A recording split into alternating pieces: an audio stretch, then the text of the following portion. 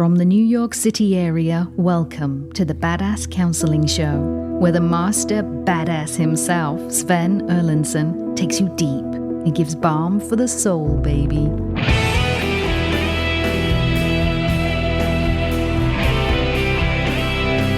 Yes, this is the Badass Counseling Show podcast. We are doing a live taping, and it is a beautiful day. Great day to be alive. Great day to be alive. And it is great to be here with you, whether you are tuning in from Coeur d'Alene or from Yorkshire, England, whether you are here from Alaska or from Canada, Edmonton, or way down under, or Switzerland. We love having you here. I am joined by my team. I have KC faithfully in the booth. We have Sophia, the artist, who is with us, but she is on extension. She may tune in. We don't know. She's listening, but we don't know if she will be chiming in. And I have ever faithful Rob the Rocket. What say ye, Rob? Got a lot of new listeners that we're hearing from, Sven, which is great. They love you. There's no doubt about how much they love you. And then some of them say they like the little bit of balance that Rob provides. Oh, there's no doubt. No, and that's not even just funny. That's actually true. When Rob and Casey and Sophia, who's been the latest addition just in the last few months, chime in and check in and offer insights, I love that. And I get it from listeners and commenters all the time that adds so much balance and texture to the show, and different insights, different inputs, different generations, and just different experiences. I love it. So, and I know you are absolutely right on that. The listeners love it and gain from it. All right. Glad to know. Nope. Glad to be here. Absolutely true. Absolutely true. So let's get going here. I've got the first question, and this is from David Baxter over on TikTok. David writes, your book, There's a Hole in My Love Cup, talks about the bag of rocks we carry. Does journaling help get rid of some of these? The bag of rocks is simply this, that when we start life, we have this giant burlap sack on our back, metaphorically speaking. And every time something hurts, it's like somebody's just taken a pebble or a rock or a boulder and thrown it in there, depending on the size of the pain. From traumatic experiences to, you're stupid. You're a fatso. You're skinny. Whatever it might be, okay? And it hurts. And if we're not allowed to grieve or get that out of us, or if that person doesn't apologize, that rock stays in that bag, okay? And the greater the pains in life, especially the ones that are done by the ones who love us most, the bigger the size of the rocks. And when we're young, we're strong. And we get stronger as we go from 6 to 10 to 16 to 26. We're getting stronger, right? So we think we can handle it. But what do we discover? As we age to 36 to 46, it's, oh shit. This bag has gone from 5 pounds to 50 pounds to 500 pounds. And sometimes if you grow up with a lot of shit in your childhood, it can go to 500 pounds very, very, very quickly, like in childhood, right? And it'll cripple you. And it'll cripple your decisions. And it'll infect every single decision you ever make in your life. So this is where we pick up the question from David. David asks a great question. Your book talks about the bag of rocks we carry. Does journaling help get rid of some of these? Yes, absolutely. In fact, the purpose of journaling, of counseling, of writing letters that you don't send, the purpose of these is to get those bags, those rocks out of the bag on your back. However, it has to go deeper than that. And that is where I talk about in the book, where I get into this whole idea of core beliefs you've been taught about yourself. And that begins to deconstruct a lot of those in there. And it helps us get them out of there faster. But yes, journaling is absolutely necessary. It totally accelerates the process of emptying out that bag and healing ourselves. All right, next question. All right, Christina Kraus asked the question on TikTok. We were supposed to get married 10-10-25, so that would be 5 months from now. Now he says, quote, nah, maybe someday, end quote. Is he jerking me around? Rob, you want to take this one? Well, he's not ready, clearly. And so I'm not sure I would call it jerking around. I would say being honest about what he needs. I would actually disagree with you, Rob. Well, you're allowed. You're the boss here. No, I'm not the boss. I would say he is jerking you around, and I think he's not being honest about what he needs. If he were being honest about what he needs, he would sit down with you and he would explain why. He would explain exactly what he's feeling. He would explain exactly why he's saying this. He would also explain why he said it in the first place. And there would be a full and rich conversation about it such that you wouldn't even need to ask me the question. And the mere fact that you are asking me the question indicates to me that a part of you believes he is jerking you around because why? You don't have the full fucking story and you fucking know it. You have more questions than you have answers, right? Exactly. That's the problem. And someone's jerking you around, whether deliberately or accidentally. And in this case, I'd say deliberately because it's just like, fuck you, fucking talk to me. Because he has reasons in his own head. You don't call off a wedding without reason. So he has reasons, but he's not telling you. So that says there is a conversation about this topic. You're just not privy to it. But that's a jerking around. Would you say if someone asks, am I being jerked around, that they're being jerked around? Yeah. Yeah. Okay. That makes sense. Generally so, yeah.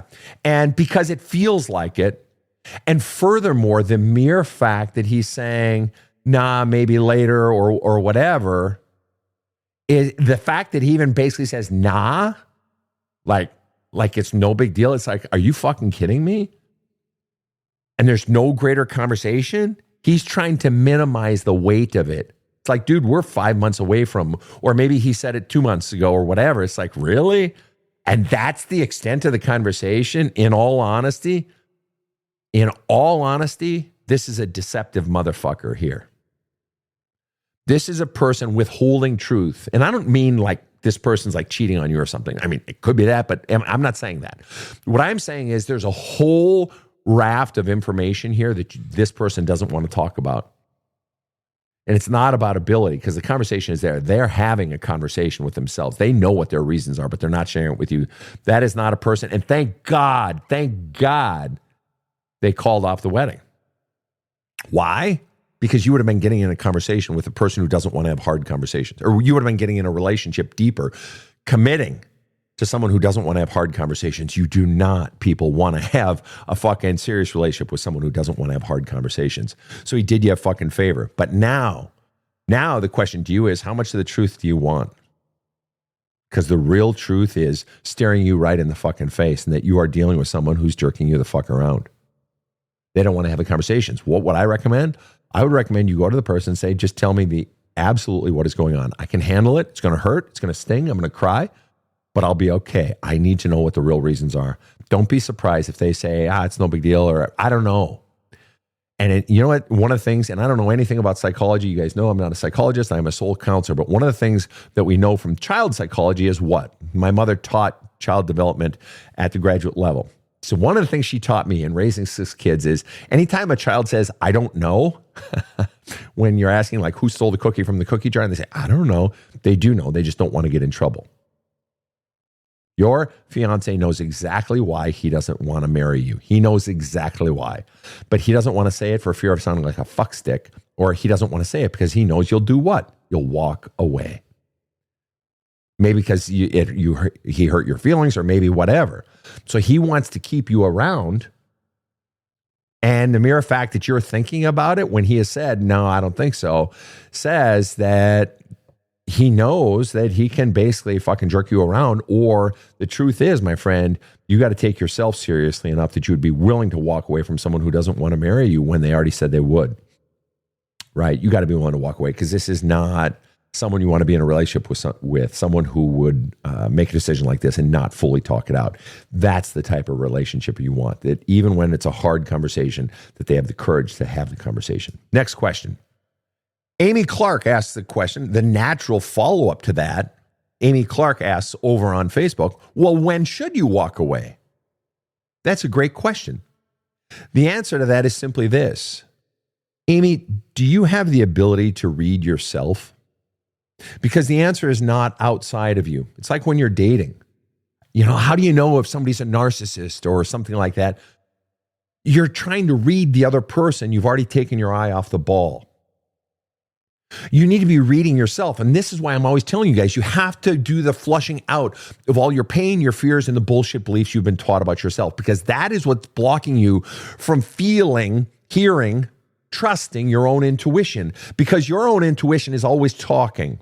And all you've got to do, you can walk into, once you've gotten out the pain, the fears, and the bullshit beliefs you've been taught about yourself, once you get all or most of that out of you, your own inner self is always talking.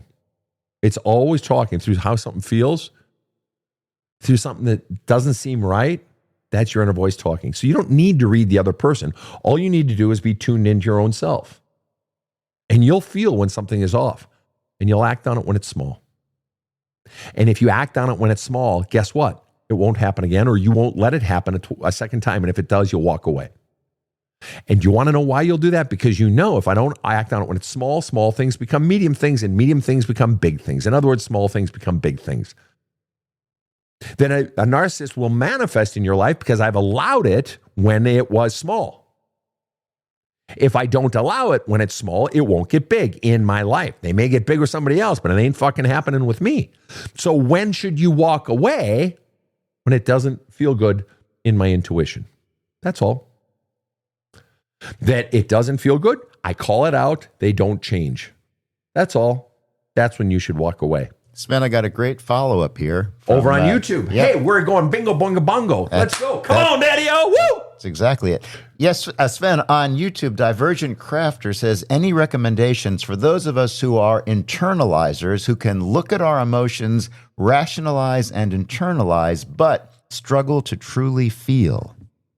Yeah. That's a great question. In other words, I can think it, I can see it, I can think it, understand it, but the actual feelings. Yes, what you need to be getting into is the childhood shit of the trauma of your childhood, but then it's stepping in and keep writing about it. Keep writing about every single one of those memories. And keep writing, even if you come up with a big goose egg of 0 on those memories, keep saying, well, what's the emotional charge attached to this memory? Go back into either the smallest or the largest or the mediumest memories that you have from childhood where some of your emotion was squashed, was told it wasn't okay, where you were told, I'll give you something to cry about, where you were told, you're not allowed to be angry, whatever it was, or anything that hurt, that might have hurt, that logically should have hurt. Write about it. Write about it again. Write about another thing. Small, medium, or large. Keep doing it. Repetition. Repetition. Repetition. Write about, imagine what it might be if you have children of your own, and play this little imaginary game. Do a little Barney here, right? Imagine that it's your own child in that situation now, that you had to go through as a 9-year-old or 19-year-old. Imagine it. What does it make you feel then? In other words, keep playing with the equation. Keep playing with it. You need to dwell back there. It will elicit. Or pick something from yesterday when you got cut off in traffic. How did it make you feel? Pick a recent event where you did actually feel something, unless you are literally 100% cut off. You didn't get a little upset when your coworker told you, you smell, or you didn't get a little bit sad when you watched that movie that you love the most.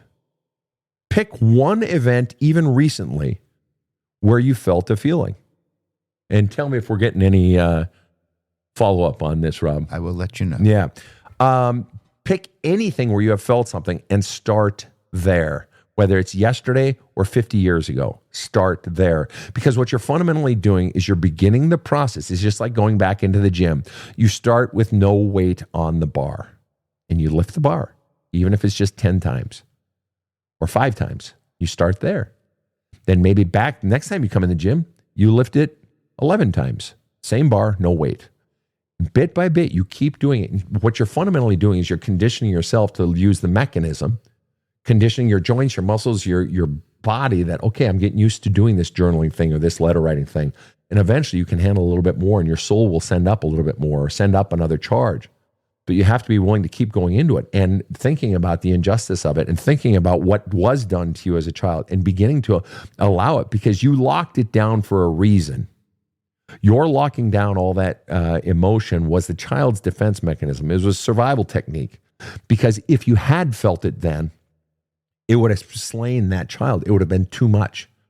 the body goes into override. The child's brain and mind go into override as a way to save itself. And so that's how you begin to unlock it. So there are two different mechanisms you have there. Go back in and you can do them both. One, just start with yesterday. Start with last week when your boss, said something harsh and it hurts your feelings, or you want to punch her in the fucking face, because it was so fucking cruel. Or go back and keep going back into those memories in childhood and keep writing about them. Keep writing about them. Why?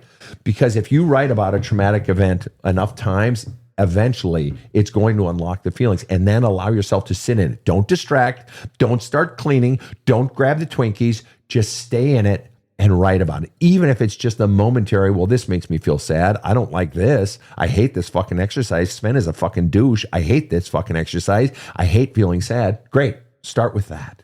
Sven, here it is from Divergent Crafter, just came in. I can feel things, but the trauma, it is like it is compartmentalized, and I just can't feel those things. Severe childhood trauma. Great. And not great, but that's okay. Then set aside the severe childhood trauma. Allow that to be compartmentalized. And do the journaling, do the letter writing on the other stuff that you can feel, on the other pains in your life that you can feel. Let's assume that that's like the major lift in the gym that you're just saving, that you're building up. And maybe someday you'll choose to attack it. Maybe you won't. But think of all the other stuff that you can do healing work on, that you can feel. Why don't we start on purging on those? Does that make sense? I would encourage you to attack that. You don't have to go for the kingfish in the beginning. Let's go after all this other stuff. Build up your abilities and your courage and your belief in the process. Then, if you choose at some point to go after those, golden. If not, that's okay too. But what you may find is, holy shit, I can. Or some of the stuff from those major traumatic events in childhood will begin to slip out, and you can attack them in smaller bites.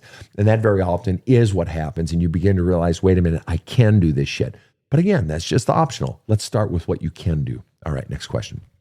Warrior Living Life asked this question on TikTok. Can personal triggers ever go away? Yes and no. They don't just magically go away. So the answer is no. But can personal triggers ever go away? Absolutely. But you have to understand, folks, and I've used this metaphor before. Maybe some of you folks have heard me use it. Maybe you haven't if you're new to the show. It's not the triggers that are the problem. I want you to think in terms of dynamite and matches. Dynamite and lighters. The dynamite is what's inside of you. The trigger is the match. The trigger is the lighter. And you can spend your life trying to avoid things that trigger you, people or loud noises or whatever it might be. And there's nothing wrong with that.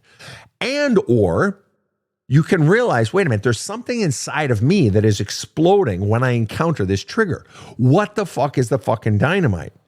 And the dynamite is that you have these memories in your past, okay, that are similar. It's those boulders. I'm mixing the fuck out of my metaphors here, but it's those boulders that I was talking about earlier in the show that are in that burlap sack on your back. You have memories that have emotional charges attached to them, okay? Last night, I went out with my girlfriend and her adult daughter, and we went and had cocktails. I had a great martini. Fabian, makes a great martini, all right? And then I had this fucking French dip. I never get French dip enough, and I love it. It was so good, all right? And then we drove home.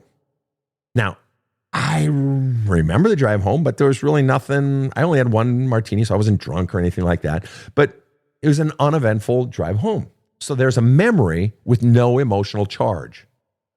However, the dinner is emotional charge with joy, ecstasy, fun, emotional charges, good emotional charges. And I choose to keep those.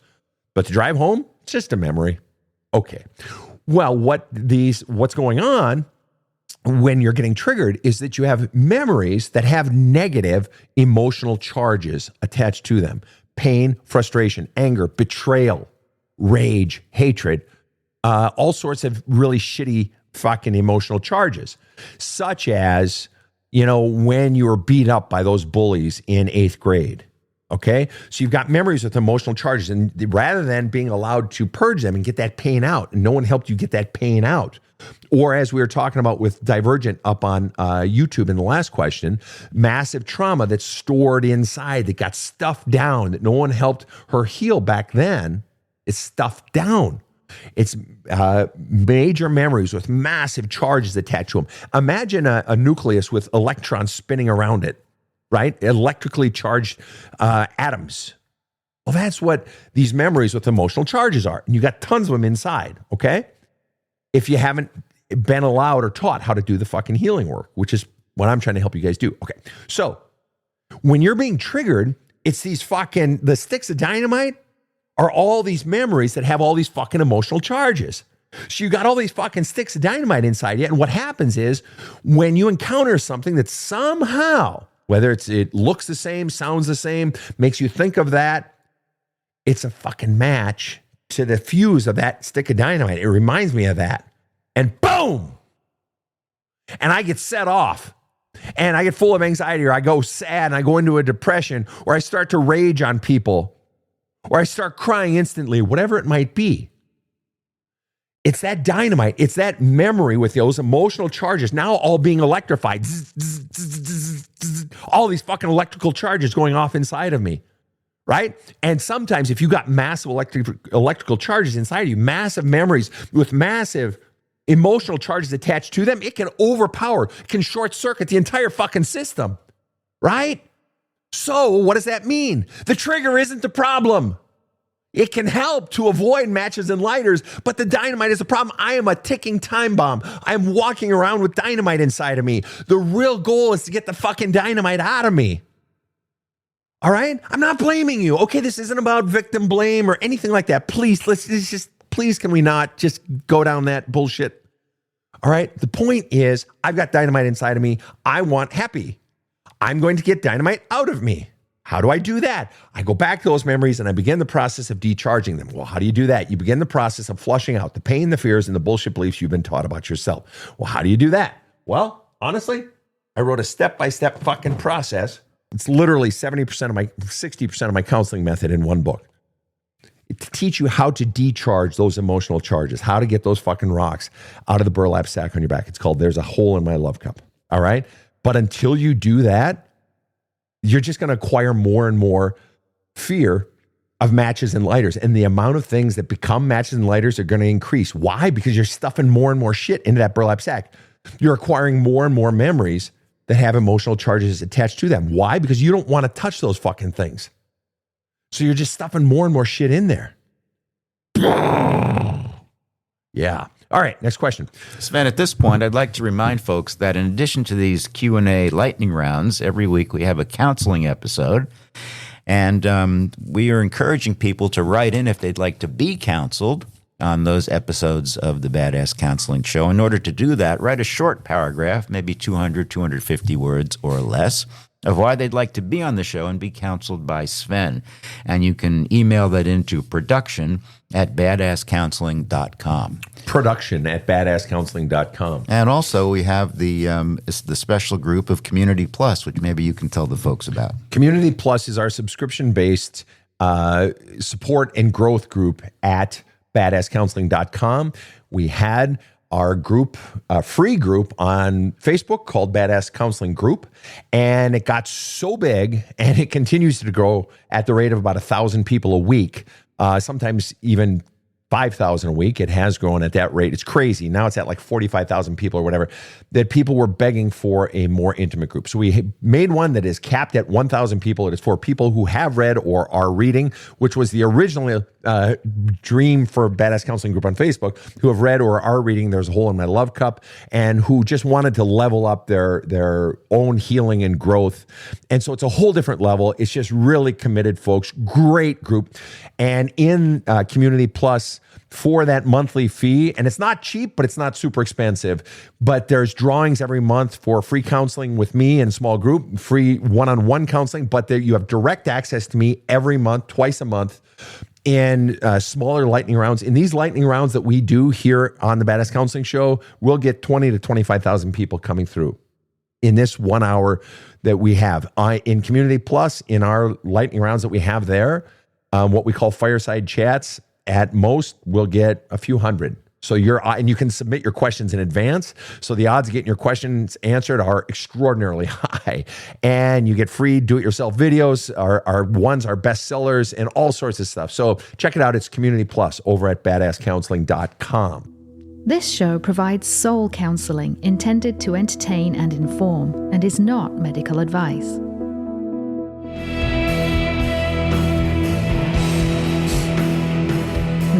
back to the badass. And we are back. I've got a question from Shannon over on TikTok. Entire family, there are 13 of us. I'm the only one not addicted. I'm 47 and don't know how to engage. I can certainly understand how that would be very, very difficult. I guess my question to you is, Shannon, why do you want to engage? I'm not saying it's bad. I'm just curious why you want to. What precisely, if you were to put it in one sentence or less, what are you still wanting from your family? Because the mere fact that you don't know how to engage says that it's difficult to engage, says that there's not a natural flow of give and take of love, communication, connection, right? That it's work. And so in addition to what is it that I'm still wanting from them, the question that I would encourage you to ask, I would break it down by persons. If there are 13 of us, that means that it's you and 12 other people. I would list on a piece of paper each of the 12 different names, and then I would encourage you to do this. Put a percentage after each person's name. 2 percentages. One, what is the percent? We're just going to do a simple P&L here. For those in business, you know what I'm talking about, profit and loss. And I want you to do a simple P&L percentage on what percent do you benefit from your relationship with this person? What percent do you lose? Or does it bring pain or cost you? Okay? Not that this has to be the final arbiter of how you choose to interact with the person, or if you choose to. I'm just asking a simple question. So let's say you've got Fred, and Fred is your brother. And on Fred, gosh, I hate to admit it, but I get about 10% out of my relationship with Fred, and really that's probably even a gift. And I get 90%, it's just a loss, and he's a pain in the ass, and he's a negative fuck. But then my sister Gloria, I get about like 50% out of her. And I would encourage you, by the way, to avoid 50-50, because that's kind of I choose something other than 50-50 on any of these people. Why? It forces you to choose. All right. Okay, fine. I get 55% because she can be, supportive at times and, whatever. So what you're breaking it down, and what it's forcing you to do is ask yourself, in the case of each person, is this somebody I really want to have a relationship with? That if we weren't blood, would I have a relationship with this person?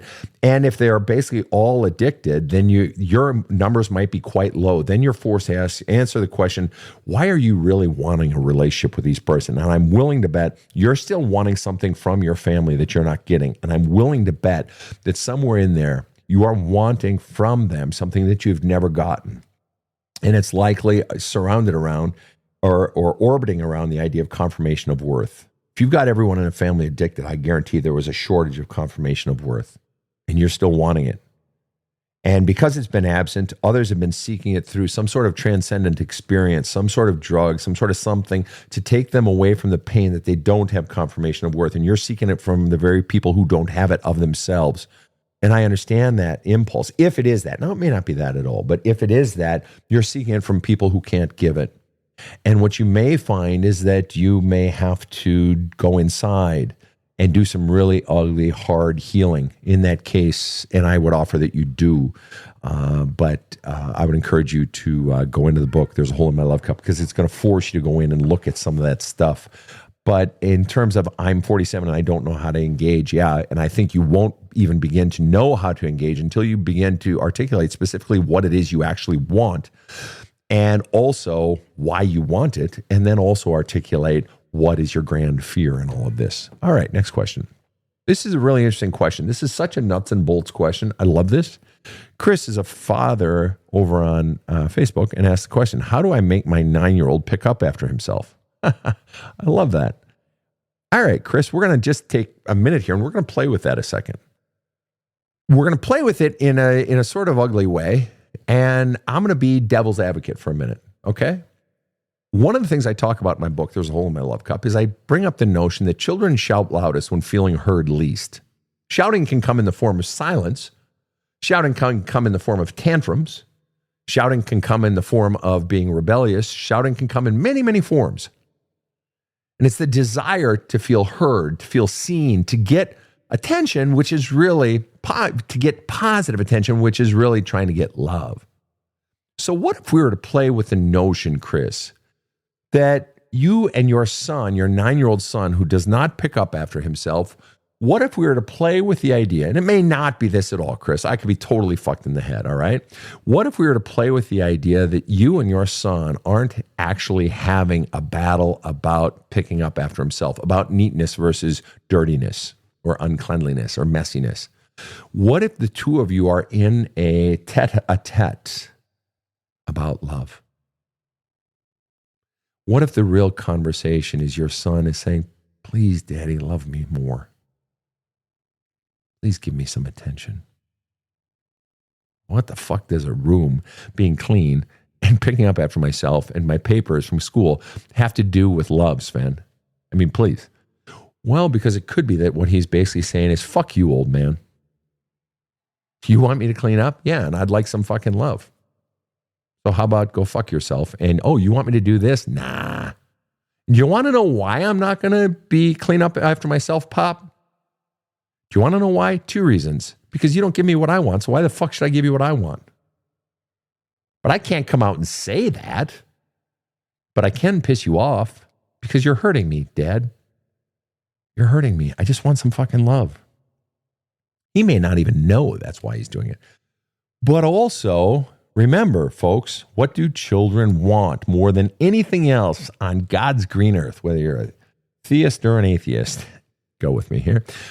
A child wants positive attention, which is my substitute for the word love.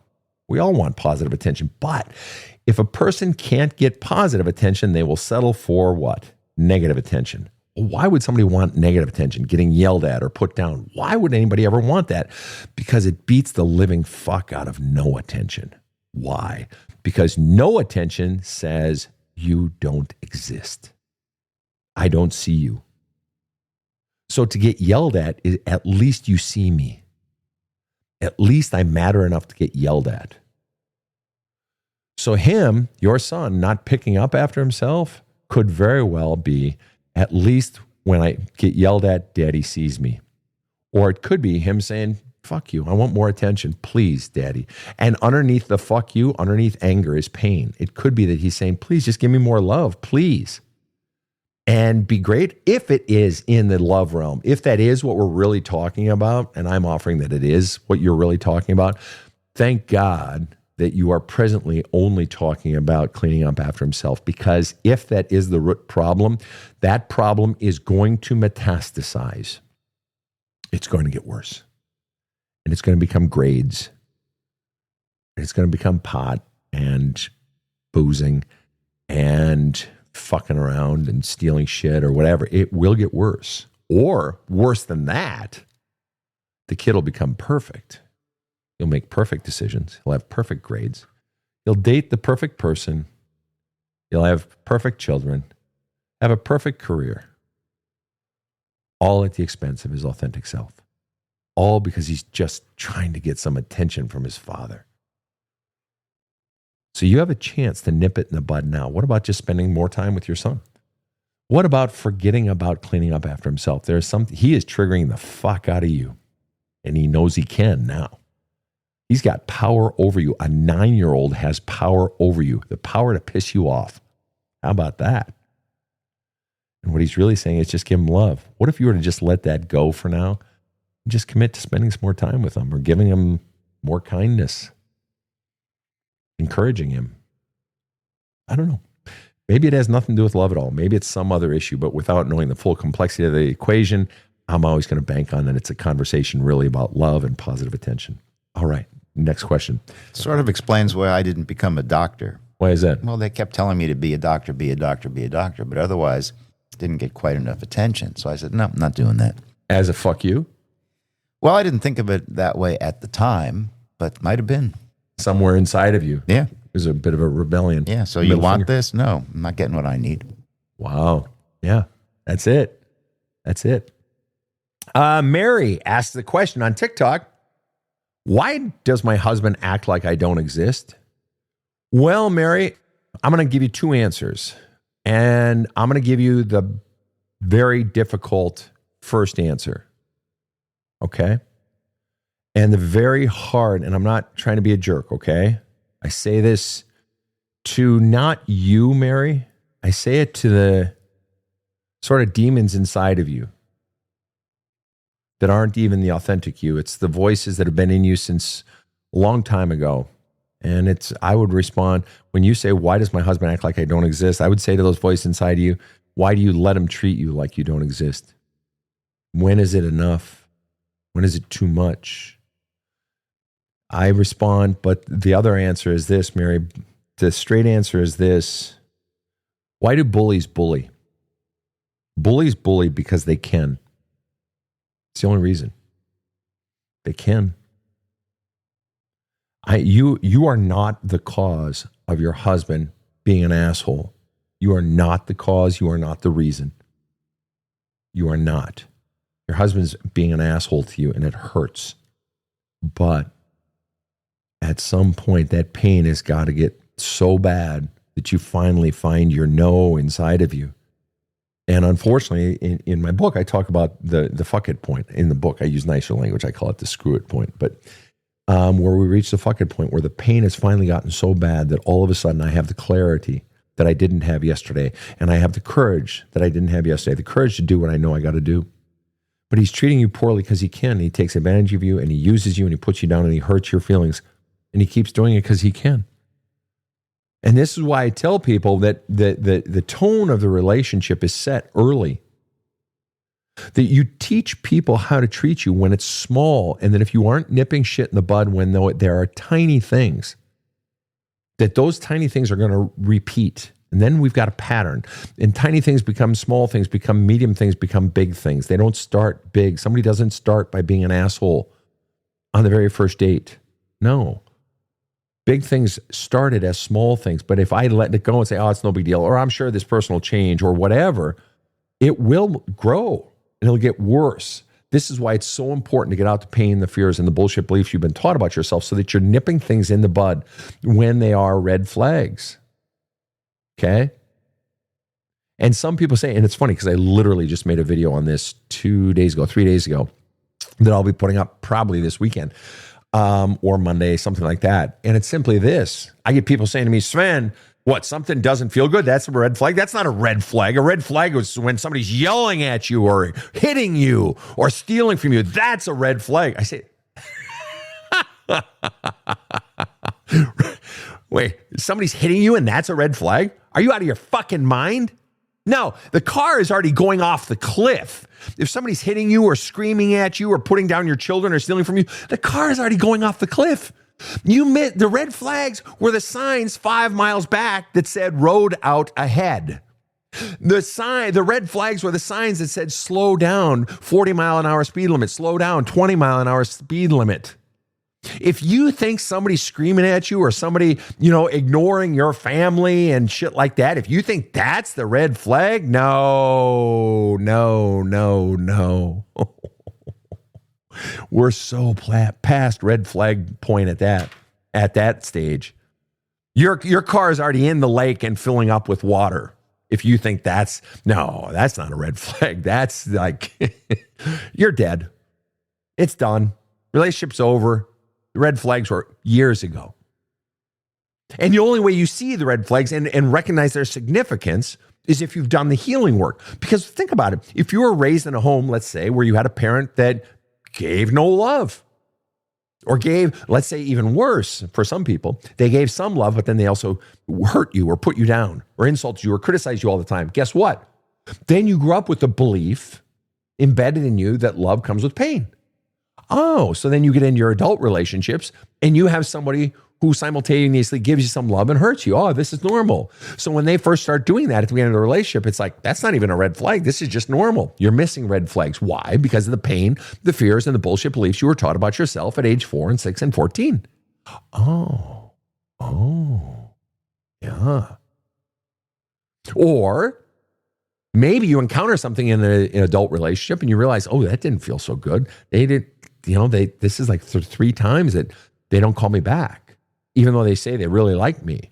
Or, she didn't apologize. She doesn't ever apologize, or she gaslights me. It's no big deal. I really like her though. Exactly. Now that's a red flag. And if I allow that once, then guess what? They're going to do it a second time. Now I've got the beginning of a pattern. Now it's the 24th time. And it's like, fuck, I really hate this. She gaslights me. What's wrong with this person? No. If we're being really honest here, why the fuck did I allow it when it was the first time and the second time? It's like, I tell you guys, it's just like having a little puppy. Every time the puppy pees in the house, you have to pick up that puppy and take it outside. It starts to piss, you pick it up, take it outside. Every time it starts, you pick it up, you take it outside. Every time. Why? Because if you don't, you are sending the puppy a mixed message. Sometimes it's okay to take a leak in the house. Sometimes it's not. You're not training it. It needs to have a consistent message. It's the same way with lovers. That's why you the red flags are what's going on inside of me, and are you trusting it and acting on it? Next question. April Parent asked the question, how would you describe pattern recognition or how it relates to that rucksack, that bag on your back? You won't have pattern recognition in what's going on in others if you still have a lot of pain and fears and bullshit beliefs inside of you. Why? Because your vision, your ability to feel yourself is so clouded by all these emotions charged up, all those sticks of dynamite inside of me. You can't feel your inner self. You can't feel your own fucking intuition. Okay? So you're not going to be able to recognize patterns in others because you can't even feel your own shit inside of you. So the purpose, as it relates to that rucksack, that bag of rocks in back, the more you get all your own pain and your own bullshit beliefs you were taught about yourself. Like, yeah, I'm no good. See, I'm no good. See? Or, you know what? I'm not worth loving. I'm unlovable. That's going to color every single fucking decision in your life. Every single one, in one way or another. Okay. Well, the more I go down and find the origins of that and begin to flush out the pain associated with that, as well as the implications of that and how that's impacted decisions and how I'm still interacting with the people who taught me that and allowing them to treat me that way still. Holy shit.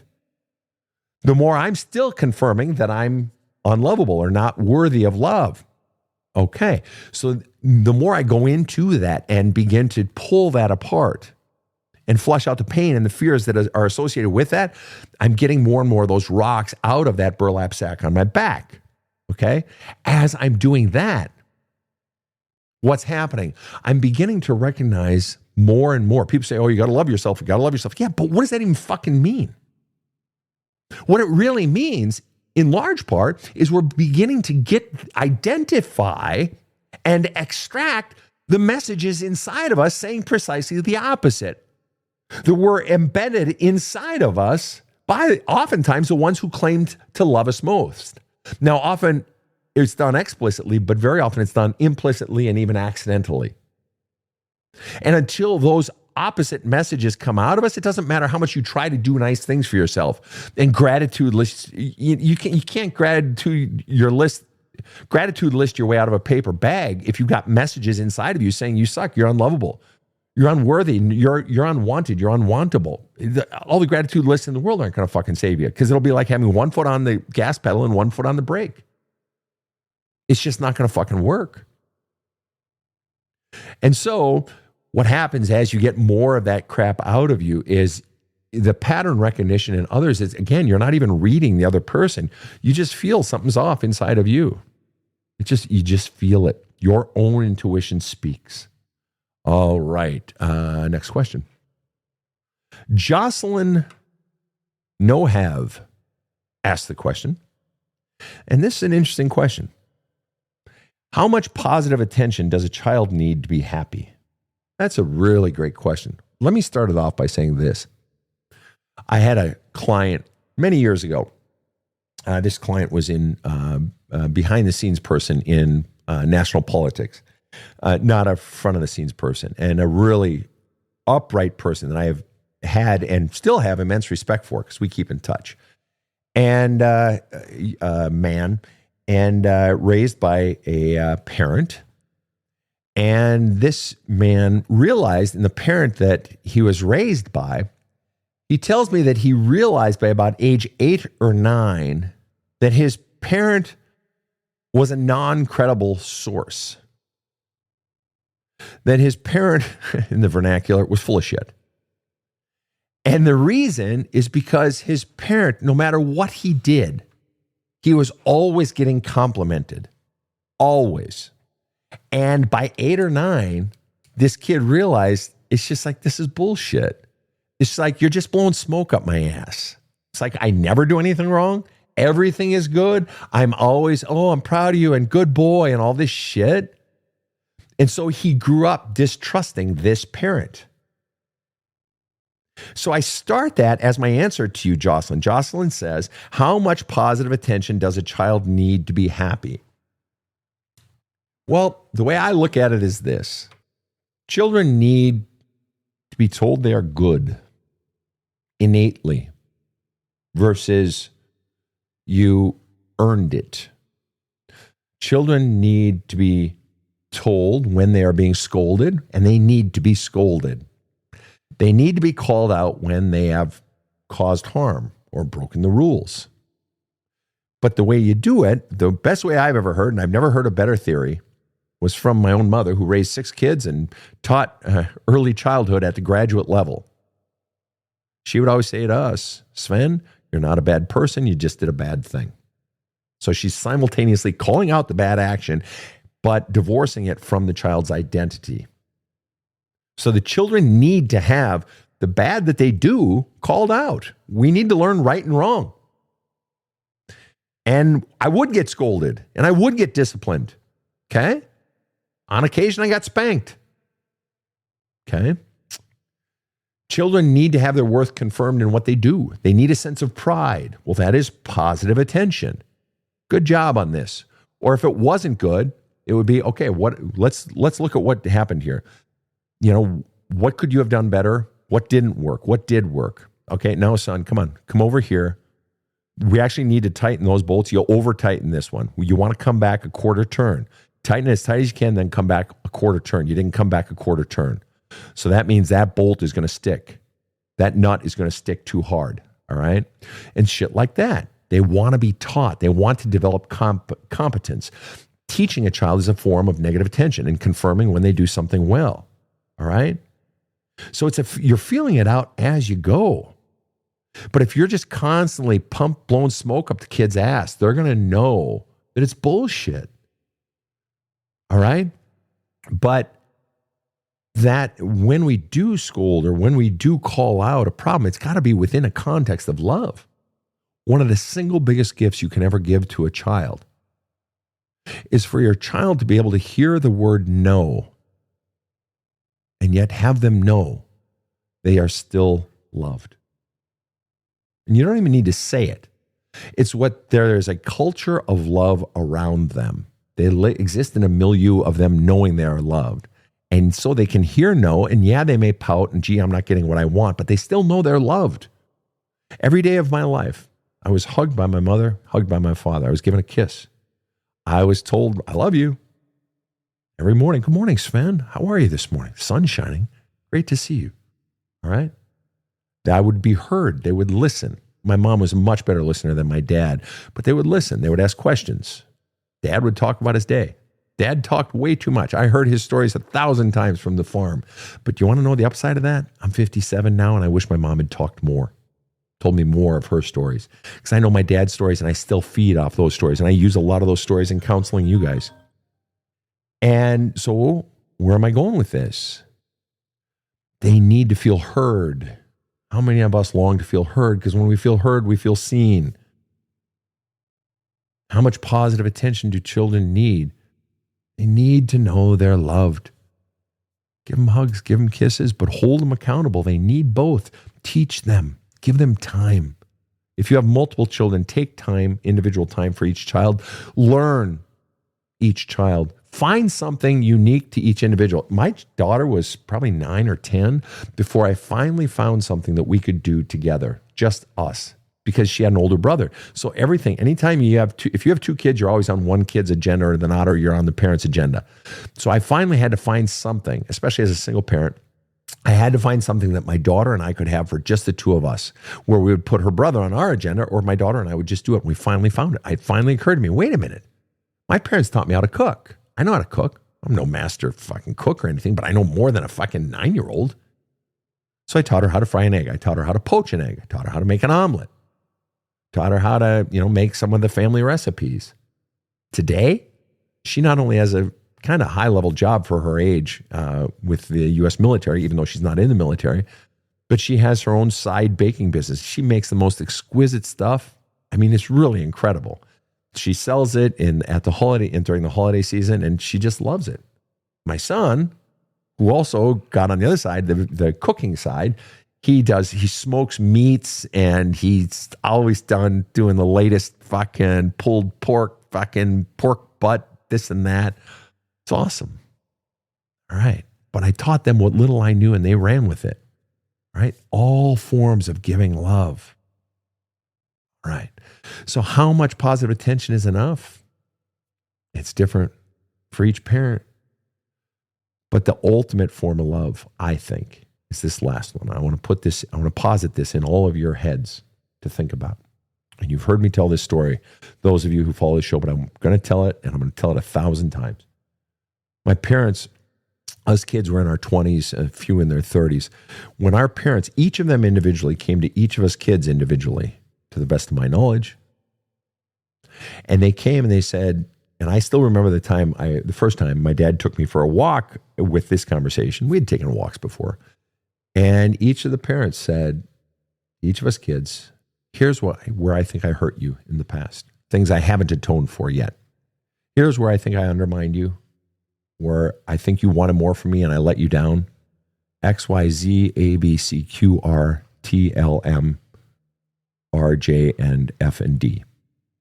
And I need you to know that I see that and I own it. I'm truly, sincerely sorry for that. And there's no excuse for that. They atoned for what they remember of the pains and the hurts that they had caused. And then each of them, in their own way, said, now, I'm sure I missed things. What else have I done? Because I want to own it. I want to get those rocks out of the bag on your back. Now, they didn't use that language. That's my language that I've used since. But that's what they were doing. They were offloading the rocks that they had put into that burlap sack on my back. They did it with each of the kids. And both of them did it individually. Think about that. Then, as if that weren't enough, Mom came back to each of us kids and the in-laws, so our spouses, in her 80s. So we're all in our fucking 50s and 60s. Mom came back to each one of us and said, same thing. If there's anything I've done to hurt you, if there's anything I've done to let you down or anything at all, please tell me. Let's talk about it now. And with us kids and our spouses, what a gift. And by that time, I didn't have anything. I don't know if any of my siblings or the spouses did. Maybe they did. And that opened up. It freed up the air. It opened up the conversation as she aged. And then, one more time in her 93rd year, and she knew she was dying, she did it again. She said, I don't want there to be anything when I die. I want any rocks, anything that I have done. I want you to be free of it. You shouldn't have to carry anything that I have put there. She saw her parenting as never ending and not in terms of giving advice. She wasn't ramming anything down our throats. She was concerned about anything that might be burdening us that she had put there. You know, Sven, I try to remind myself of the principle to not label people, which relates directly to you're not stupid, but you did a stupid thing. And if you don't label someone, they're much better off. That's right. And I love that you brought that up. And labeling with regard to kids. How many of us got a label as a child? It's deadly. Oh, it is deadly. And you know what it really is? You know, I've had clients say, oh, I was the upstart, you know, to quote the Marx Brothers. I was the loud kid. Oh, I was the quiet kid. Oh, I was always told that I was a little bitch, or I was always told that I was, you know, cranky, or I was the athletic one, or I was the, that we got a label from the parent. And what I tell people is this, well, you want to know what's interesting about that? What if you weren't actually that? Been there. What if that was the child's way of trying to get attention? So by you being loud or troublemaker, and it goes back to in the book where I talk about children shout loudest when feeling heard least. What if the child was using one of the only mechanisms they knew how to try to get your attention? And then that parent, because they are frazzled or because they just didn't do their research on how to parent better, They chose to label the child rather than what? Become a better parent.